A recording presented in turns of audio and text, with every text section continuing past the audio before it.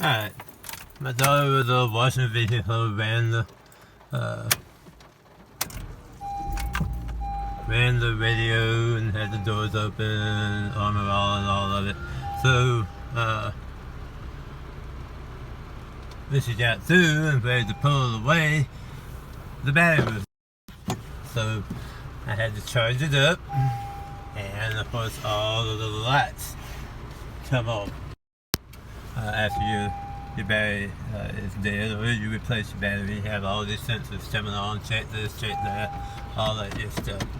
All you have to do is start it up. Of course it's raining out here now, but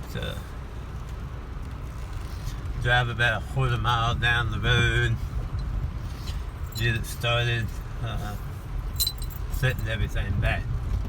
This is a 2015 Honda Civic. I'm going to try to just go down my road and hopefully all this stuff happens here.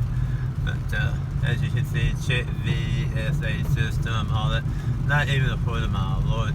It reset just that fast. But that's all you have to do is once your battery's charged up, or you replace your battery, make sure everything is correct.